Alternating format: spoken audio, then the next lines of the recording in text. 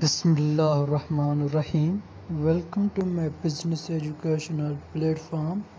In our previous lecture, we have discussed the topics from the systematic risk, unsystematic risk, beta and beta of portfolio, capital asset pricing model, and the security market line.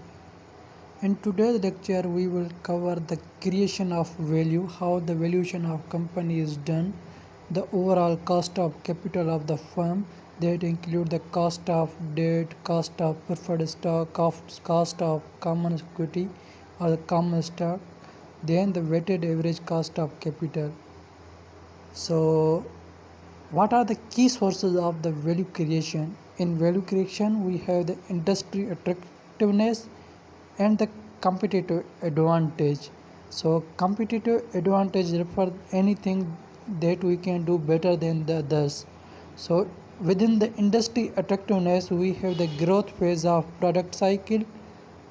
Initially it is at introduction phase, then it is reaches to growth phase, then it reaches to maturity phase, and then it reaches to decline. Then there exists the barrier to competitive entry and other patents like temporary monopoly, power, oligopoly, pricing. And within the competitive advantage can be of the cost. We can reduce our cost, or we can do the marketing and price.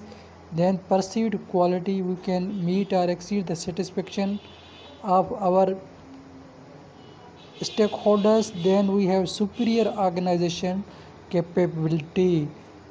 So what is the overall cost of capital of the firm? Cost of capital of firm refers that the finances we get, like if we are taking the debt or equity, we have to pay certain interest or debt or required rate of return to the finance holder that provide the finance holder or the shareholder that provide the finances to the company. So overall the cost of capital include the cost of debt, the required rate of return or the interest that the company will be paying, and the required rate of return that will be paying to the stockholders or the common stockholders. So cost of capital is the required rate of return on the various type of financing. The overall cost of capital is weighted average cost of individual required rates of return costs.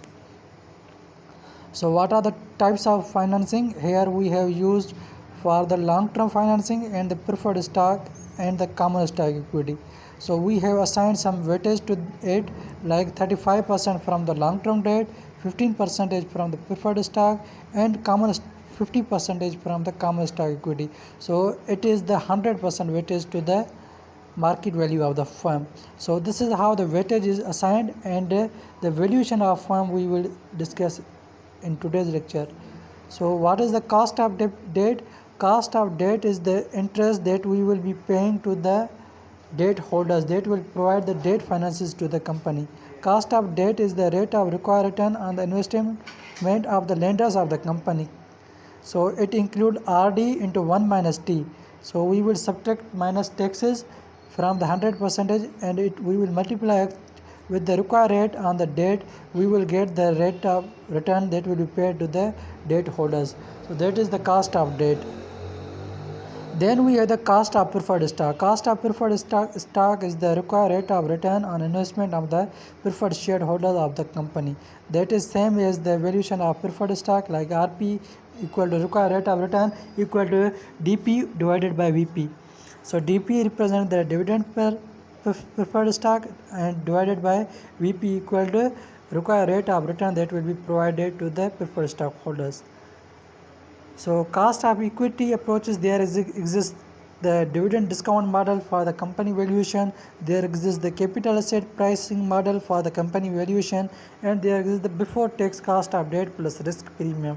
That is all the techniques used for the valuation of firm or equity or the cost of equity approaches. So dividend discount model, the cost of equity capital RE is the discount rate that equates the present value of all expected future dividends with the current market price of the stock. So here P naught represents the current price of stock. It is discounted with dividend divided by 1 plus KE. KE represents the required return that will be paid on the stock. So if we will discount, we will reach the price of stock by today. P0 represent the price of stock by today. P1 represent the price of stock after the 1 year. P2 represent the price of stock after the 2 years.